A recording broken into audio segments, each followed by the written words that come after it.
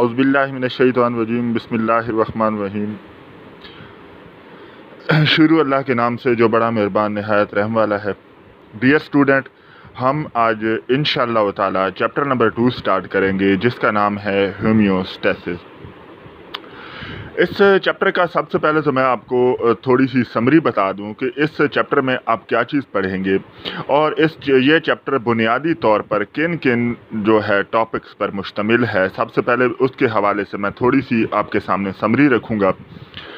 अब होम्योस्टैसिस के हवाले से अगर हम जानें तो होम्योस्टैसिस बुनियादी तौर पर किसी भी बॉडी के इंटरनल कंडीशंस, आया वो टेम्परेचर हो या फिर फूड की मेटाबोलाइजेशन हो या फिर वाटर की इनटेक हो या उसको वाटर का इस्तेमाल सेलों के अंदर हो और उससे जो भी metabolic activities in the form of waste आपके पास निकलें, अगर वो आपके इन्वायरमेंट के हवाले से मैच कर जाएं, ठीक है।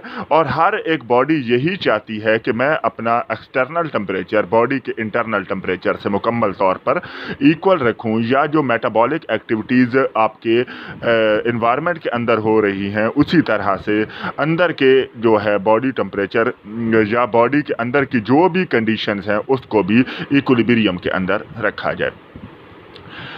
इस टॉपिक के हवाले से सबसे पहला जो आपके पास टॉपिक होगा कि आपने होम्योस्टैसिस की डेफिनेशन करनी है, कौन कौन से इसके अंदर प्रोसेसेस होते हैं। ऐसा तीसरे टॉपिक में हमारे पास आएगा कि बॉडी का जो है वो कौन कौन से ऐसे जो है वो ऑर्गन्स हैं जो आपके होम्योस्टैसिस करते हैं। उसके बाद चौथे नंबर पे आप किडनी के हवाले से पढ़ेंगे, मुख्तलिफ प्लांट्स के हवाले से पढ़ेंगे कि कौन कौन से प्लांट मुख्तलिफ इन्वायरमेंट के अंदर किस तरह अपने बॉडी की कंडीशन को मेंटेन करते हैं।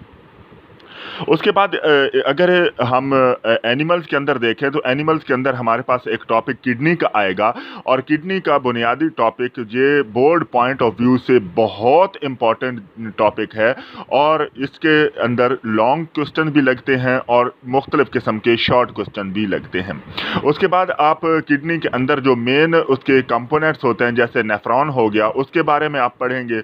मुख्तलिफ किस्म के सवालात जो है सुबह टाइम उसी जैसा क्वेश्चन और किस्म का लगता है, लेकिन सेकंड टाइम वही टॉपिक वही होता है लेकिन उसका क्वेश्चन जो है वो मुकम्मल तौर पर चेंज कर देते हैं। और आखिर पे आप जो है वो अगर कोई किडनी की डिजीज़ेज़ हैं उसके हवाले से पढ़ेंगे। किडनी के अगर कोई डिजीज़ेज़ हो गए हैं, खुदा न खास्ता किडनी ख़राब हो गए हैं, तो उसके हवाले से भी आप इस चैप्टर के अंदर पढ़ेंगे कि उसको किस तरीके से जो है वो दोबारा काम में लगाया जा सकता है। खैर, चैप्टर शुरू करते हैं। सबसे पहले है बेटा होम्योस्टैसिस। होम्योस्टैसिस बुनियादी तौर पर हम क्या कहते हैं कि the maintenance of the internal condition of the body at equilibrium. किसी भी बॉडी के इंटरनल कंडीशंस आपको पहले मैं बता चुका हूं कि इंटरनल कंडीशन के अंदर क्या चीज़ आएगी। सबसे पहले तो इसके अंदर आपके पास जो है वो क्या चीज़ आएगा, टेम्परेचर आ सकता है, ठीक है।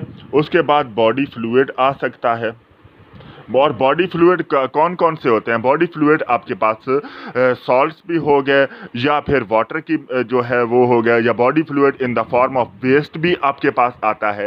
ये भी आपकी बॉडी के इंटरनल कंडीशन को एक्सटर्नल कंडीशन के अंदर से, क्योंकि एक्सटर्नल कंडीशन का ये लिखा हुआ है at equilibrium despite changes in atmosphere. अगर एटमॉस्फेयर के अंदर कोई भी चेंजेस होती हैं, जैसा कि अब मिसाल के तौर पर आपके पास कोई भी बंदा अगर अफ्रीका के अंदर है तो उसके जिस्म के मुख्तलिफ किस्म के कंपोनेंट्स जो होंगे वो उसी हवाले से अपने आप को ढाल लेते हैं, यानी कि उनके जो जिस्म के पिगमेंट्स हैं, उसके स्किन के जो पिगमेंट्स हैं वो क्या करते हैं कि वो इतने अपने आप को काबिल बना लेते हैं कि वो आसानी से हाई टेम्परेचर के अंदर भी सर्वाइव कर जाते हैं। अगर पाकिस्तान का कोई बंदा मिसाल के तौर पे बहुत ही ज़्यादा गर्मी के अंदर या अफ्रीका के ममालिक के अंदर चला जाए तो उसकी बॉडी जो है उस गर्मी को बर्दाश्त नहीं कर सकी और हो सकता है कि उस गर्मी की वजह से उसकी डेथ भी हो जाए। उसने के बाद होम्योस्टैसिस दोबारा एक दफ़ा देख लें। होम्योस्टैसिस क्या चीज़ है कि बॉडी के इंटरनल कंडीशन को आप इक्विलिब्रियम के अंदर रख के उसका मवाजना बाहर के एटमॉस्फेयर से करेंगे। प्रोसेसेस कौन से हैं इसके बेटा आपके पास तीन प्रोसेसेस आएंगे आपके पास। कौन कौन से? सबसे पहले है ऑस्मो रेगुलेशन। सबसे पहले हम ये चीज़ देखें, आपने पिछले 9 क्लास के अंदर भी चैप्टर नंबर 4 के अंदर एक चीज़ पढ़ी थी, ऑस्मोसिस पढ़ी थी। ऑस्मोसिस के अंदर एक आपने हाइपरटोनिक, हाइपोटोनिक और आइसोटोनिक के हवाले से भी पढ़ा था। अगर हम ऑस्मो रेगुलेशन की बात करें तो ऑस्मो का मतलब क्या चीज़ होता है कि पानी का अपने हायर कॉन्सेंट्रेशन से लोअर कॉन्सेंट्रेशन की जानिब जाना और मुकम्मल तौर पर बॉडी के अंदर मेंटेन हो जाना और हर एक सेल के पास जो है वो पानी की मुकम्मल मिकदार पहुंचना। ऑस्मो रेगुलेशन क्या चीज़ है? The maintenance of the body and the salts. अब याद रखें कि एक तो वाटर होगा, तकरीबन 80 to 90% वाटर होता है और उसके अंदर डिज़ोल्व फॉर्म के अंदर साल्ट्स मौजूद होते हैं, जो क्या करते हैं, जो आपके बॉडी की जो है वो सेल को फंक्शन करवाने के अंदर मदद देते हैं। क्योंकि ज़्यादातर देखा जाए तो वाटर जो है वो एक बुनियादी सोर्स है किसी भी सेल के फंक्शन को चलाने का, और साल्ट्स क्या करते हैं? साल्ट्स एक एनर्जी प्रोवाइडर होते हैं। और एनर्जी प्रोवाइडर से क्या मुराद है? जब साल्ट और वाटर दोनों एक दूसरे के साथ मिल जाएं तो वो एक एनर्जी का काम करते हैं और हर एक सेल अपना प्रॉपर फंक्शन उसी की सूरत हाल में कर रहा होता है। दूसरे नंबर पे अगर हम देखें तो हमारे पास है थर्मो रेगुलेशन। थर्मो रेगुलेशन से क्या मुराद है कि maintenance of the internal body temperature. Body temperature, जिस्म के अंदर का बॉडी टेम्परेचर जो है बैरूनी बॉडी टेम्परेचर से मैच कर दे। अब देखें कि अगर मिसाल के तौर पर इंसान के जिस्म के अंदर का टेम्परेचर जो है वो 37 डिग्री सेल्सियस है। मिसाल के तौर पर अगर इंसान के जिस्म के अंदर का टेम्परेचर बढ़ जाता है या वो 38 पे चला जाता है या कम हो के 35 पे आ जाता है तो बुखार के अंदर इंसान मुब्तला हो जाता है।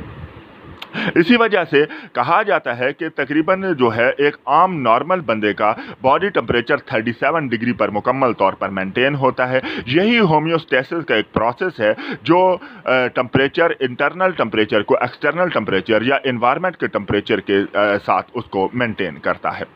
याद रखिएगा कि जैसे आप 9th के चैप्टर नंबर 6 के अंदर पढ़ चुके थे कि हर एक एंजाइम एक ऑप्टिमम टेम्परेचर पर काम करता है, यानी कि तकरीबन 25 डिग्री सेल्सियस एक ऑप्टिमम टेम्परेचर होता है।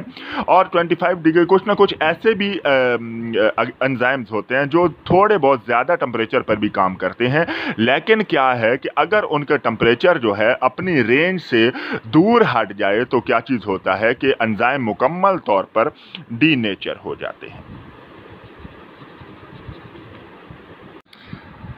हमारा बेटा एक टॉपिक पीछे रह गया था, इसका तीसरा आगे प्रोसेस है एक्रीशन। एक्रीशन बुनियादी तौर पर क्या चीज़ है? अब मैंने आपको पहले बताया कि मेटाबॉलिक वेस्ट जो हैं वो जिस्म के अंदर जो है बनते भी हैं और टूटते भी हैं।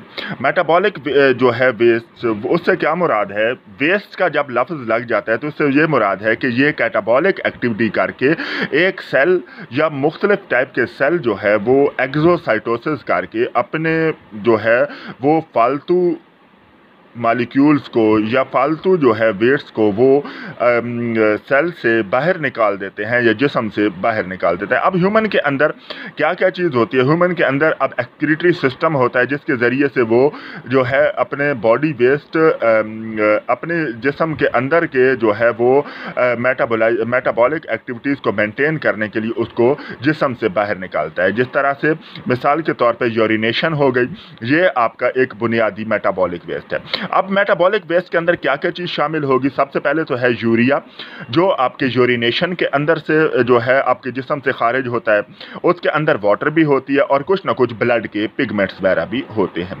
और नाइट्रोजीनियस वेस्ट जो है ये एक ऐसा वेस्ट है जो ज़्यादातर मेटाबॉलिक वेस्ट पर मुश्तमिल होता है और उसके अंदर ऐसे ख़तरनाक टाइप के टॉक्सिक मटीरियल भी आपके जिस्म से रिमूव हो जाते हैं जो अगर जिस्म के अंदर रह जाएं तो जिस्म को बहुत ही ज़्यादा नुकसान पहुंचाते हैं। अगला इंशाअल्लाह ताला हम जो है कल टॉपिक पढ़ेंगे कि प्लांट्स किस तरह से अपने होम्योस्टेसिस को मेंटेन करते हैं और प्लांट्स के ऐसे कौन कौन से प्रोसेसेस होते हैं जिनके अंदर प्लांट अपनी होम्योस्टेसिस को मेंटेन करता है। आज का हमारा टॉपिक ख़त्म हुआ। अल्लाह आपका हामी और नासिर हो। अपनी मेहनत करें और अपनी पढ़ाई पर तवज्जो दें ताकि आपकी छुट्टियां जो हैं वो कारआमद साबित हों। अल्लाह आप सबका हामी और नासिर हो। फ़ी अमानिल्लाह।